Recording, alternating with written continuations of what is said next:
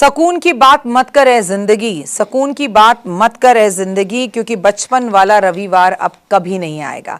नमस्कार, सुस्वागतम, वेलकम, अभिनंदन। मैं हूं आपके साथ आपकी अपनी होस्ट दोस्त डॉक्टर वायरा की। आपको बता नहीं सकती हूँ, जिस तरह से सांस लेना जरूरी है उसी तरह से मैं इस दिन का इंतजार कर रही थी जिस दिन की विषय पर मैं आज आपसे बात करने जा रही हूँ।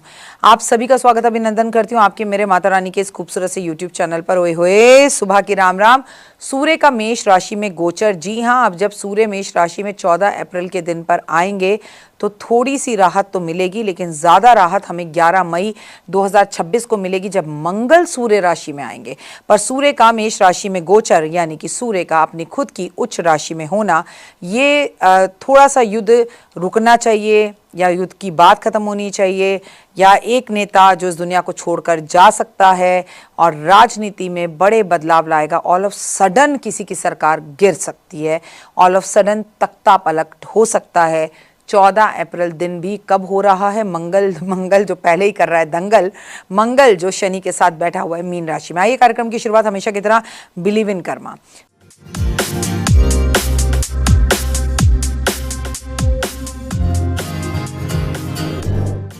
14 अप्रैल का दिन है, मंगलवार। ग्रहों के बहुत तेज और सभी बुध देवता मीन राशि में गोचर कर रहे हैं। अब सूर्य का मेष राशि में गोचर होने जा रहा है। अब मैं आपको बता दूं कि जब भी किसी भी राशि में चमकेगी किस्मत और जब सूर्य अपना राशि परिवर्तन करते हैं उस दिन को हम संक्रांत कहते हैं। और संक्रांत केवल आपके दिमाग में मकर संक्रांति रहती है, लेकिन संक्रांत हर महीने होती है और हर महीने की संक्रांत पर दान पुण्य आपके जीवन में बड़ा ज़बरदस्त बदलाव और तेज लाता है। और ओए होए, वो खासकर बैसाख के महीने की संक्रांत हो तो आप धनवान बन सकते हैं। वैदिक ज्योतिष शास्त्र के अनुसार सूर्य को पिता का कारक ग्रह माना गया है। माना जाता है कि बल, आत्मा, तेज, सत्ता, मर्यादा, पिता, शासन, अनुशासन सभी का कारक सूर्य है। ऐसे में सूर्य की स्थिति में बदलाव अक्सर 12 राशियों में एक साथ ही असर डालता है। जब भी सूर्य गुरु से निकलकर गुरु की राशि मीन राशि में विराजमान होते हैं तब क्या क्या होता है, युद्ध की स्थिति आपने पूरी दुनिया में देखी है। और इस बार तो सूर्य के साथ वहाँ शनि भी बैठे थे, लेकिन जब सूर्य राशि परिवर्तन कर कर मेष राशि में प्रवेश करेंगे तो सूर्य का गोचर बहुत महत्वपूर्ण माना जाता है, क्योंकि मेष सूर्य की उच्चतम राशि है। ऐसे में सूर्य अपनी पूरी पावर के साथ होता है। ऐसे में जातक के जीवन में सकारात्मक प्रभाव देखने के लिए मिलते हैं।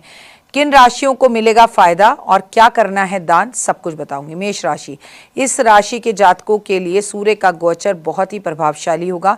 मेष राशि वाले जातकों का गोचर कुंडली में 5वें भाव में होगा। स्वामी को 5वें भाव का स्वामी जो होकर लगन भाव में प्रवेश कर रहा है, तो ऐसे में आत्मविश्वास, निर्णय क्षमता में बुद्धि में तेजी आएगी। नौकरी पेशे के जातकों के लिए बहुत अच्छा समय है, यह अवधि अच्छी है।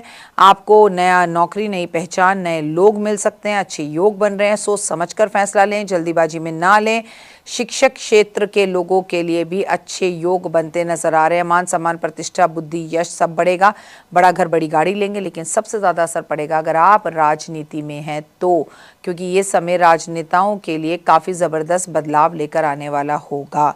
तो चलिए आगे बढ़ते हैं और बात करते हैं वृषभ राशि के लिए। मैं आपको बता दूं कि वृषभ राशि के जातकों के लिए विशेष लाभदायक होगा ये समय, क्योंकि अगर सूर्य मेष राशि में है तो चंद्रमा अपनी उच्च की राशि वृषभ राशि में है। यही तो महत्व है कौन से महीने का, जिस महीने में से हम गुजर रहे हैं। और मैं आपको बार बार बता रही हूँ कि बैसाख के महीने से बड़ा कोई महीना नहीं है। मैं आपको बता दूं कि जातकों के लिए विशेष लाभ दे सकता है। इस राशि के चतुर्भाव के स्वामी से होकर सूर्य द्वितीय भाव में जाएंगे। ऐसी स्थिति में राशि के जातकों को लंबी यात्राएं जानी पड़ सकती हैं। उनके इस समय पर उन्हें काफ़ी लाभ मिल सकते हैं, साथ में उनके उद्देश्य पूरे हो सकते हैं। सुख संपदा की प्राप्ति हो सकती है, साथ साथ सुख, वैभव, यश तेजी से बढ़ सकता है। इस अवधि में ससुराल पक्ष के संबंध में कुछ अच्छी खबरें मिल सकती हैं। विदेश यात्रा के योग बन रहे हैं। हालांकि स्वास्थ्य को लेकर थोड़ा सतर्क रहना है। शत्रुओं का नाश जड़ से हो जाएगा, ये समझ लीजिए। अगर मैं मकर राशि की बात करूं तो मकर राशि वाले जातकों के लिए ये गोचर कुंडली के अष्टम भाव के स्वामी को होकर चतुर्भाव में गोचर करेगा। ऐसे में इस राशि के जातकों के लिए सुख सुविधा में तेजी बढ़ोतरी होगी। ससुराल पक्ष के संबंध में अच्छे होंगे। आपकी नेतृत्व क्षमता बढ़ेगी, नौकरी में आपका कल्याण होगा, परिवर्तन होगा, सुख, वाहन, घर, उच्च पद की प्राप्ति, सब कुछ होगा। लेकिन आपकी माँ का स्वास्थ्य आपको संकेत दे रहा है कि वो ठीक नहीं रहेगा, इसलिए मम्मी का ध्यान रखें। सिंह राशि की बात कर लेते हैं। ओए होए, सिंह राशि के जातकों की बात की जाए तो सूर्य आपकी राशि का स्वामी है। सूर्य अगर उच्च का होगा तो आपको लाभ ही लाभ देगा, शेयर मार्केट में भी लाभ देगा।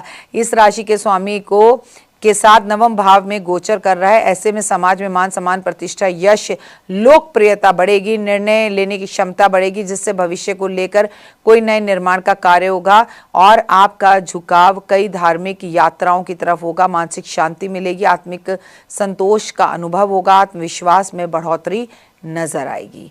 आपका जीवन सुखमय रहेगा, खुशियों भरा रहेगा। धनु राशि के जातकों की अगर मैं बात करूं तो धनु राशि के जातकों के लिए सूर्य का मेष राशि में जो प्रवेश है वो आपके लिए अनुकूल हो सकता है। इस राशि के नवम भाव का स्वामी होकर सूर्य पंचम भाव में प्रवेश करेगा। ऐसे में राशि के जातकों के लिए आमदनी में बढ़ोतरी होगी, सरकारी कामों से कुछ फायदा होगा, सरकार का सहयोग मिलेगा, राजनीति में है तो कोई बड़ा पद मिलेगा, सेहत भी अच्छी होती दिख रही है।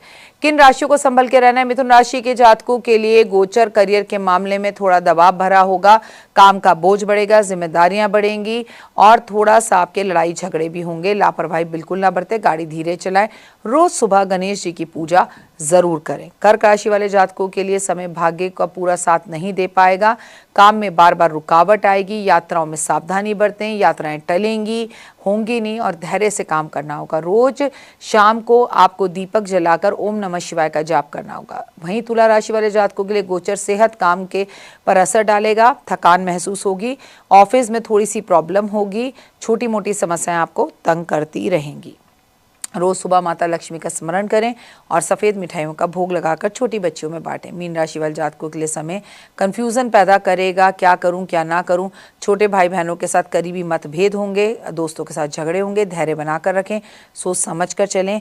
आपको काले तिल का दान हर रोज करना है, आपको महादेव की पूजा करनी है। सूर्य का मेष राशि में गोचर कई जातकों के लिए, कई राशियों के लिए अच्छा है, कई के लिए लाभदायक है तो कई के लिए नहीं है, लेकिन सबसे ज़्यादा लाभदायक जो है वो मेष राशि के लिए। आपके सारे बिगड़े काम बनने के लिए सूर्य आपकी किस्मत चमकाने लगेंगे, लेकिन साथ में मेहनत करने से डरना नहीं होगा।